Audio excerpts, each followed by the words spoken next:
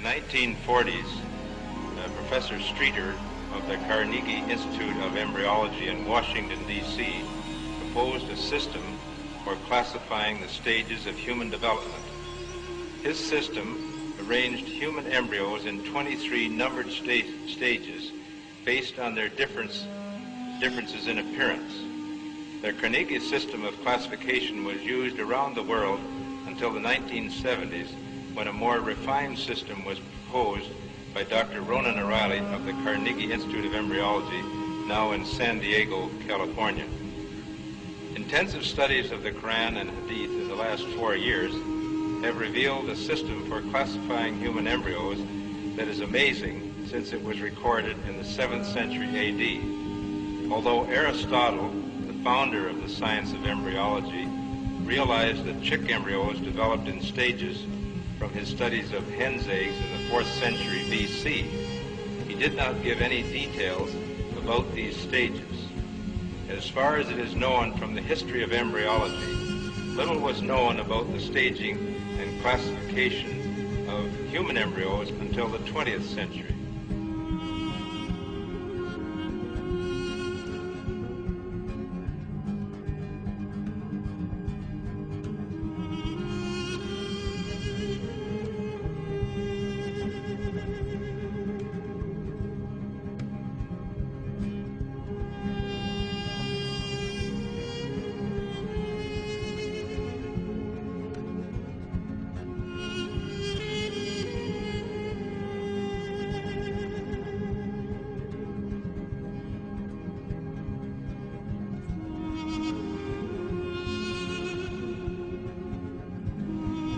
First stage is Adaph, and you'll have to apologize my pronunciation.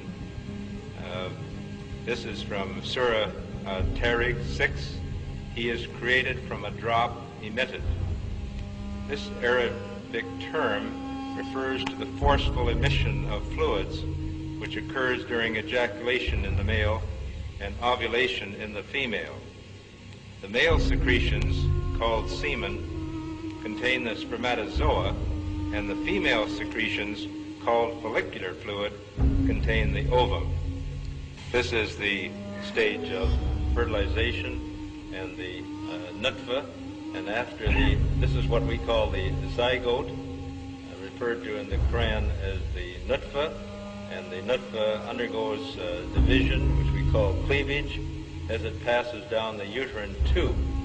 So these are the stages of the nutfa here as it undergoes cell division. For this reason, the descriptions of the human embryo in the Quran cannot be based on scientific knowledge in the 7th century. The only reasonable conclusion is that these descriptions were revealed to Muhammad from God.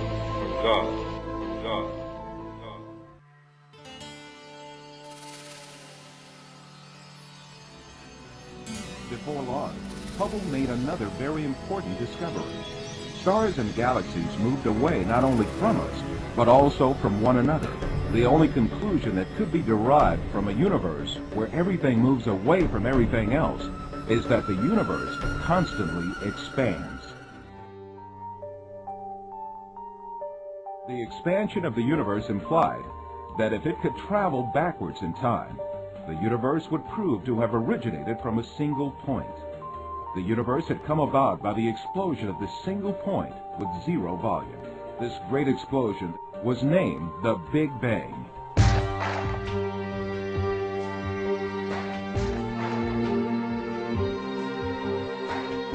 This information is given in a nutshell in the glorious Quran in Surah Anbiya, chapter 21, verse number 30, which says, "Do not the unbelievers see," a very interesting beginning, "do not the unbelievers see that the heavens and the earth were joined together as one unit of creation before we cleaved them asunder."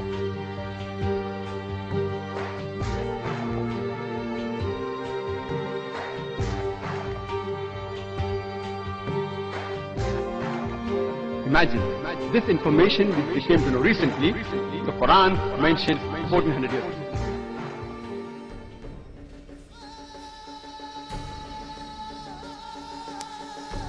The sequence begins with the numbers 1, 1, 2, 3, 5, 8, 13, 21, 34, and continues indefinitely. Each number is obtained by adding the last two digits together. If we were to take a perfect or golden rectangle, break it down into smaller squares based on Fibonacci's sequence, and divide each with an arc, the patterns begin to take shape. We begin to see Fibonacci's spiral. The spiral in and of itself is insignificant. Its importance is revealed in where we find it. Take, for example, the sunflower. The display of its florets are in perfect spirals of 55, 34, and 21, the sequence of Fibonacci. The fruitlets of the pineapple create the same spiral based on the sequence. The pine cone does the same.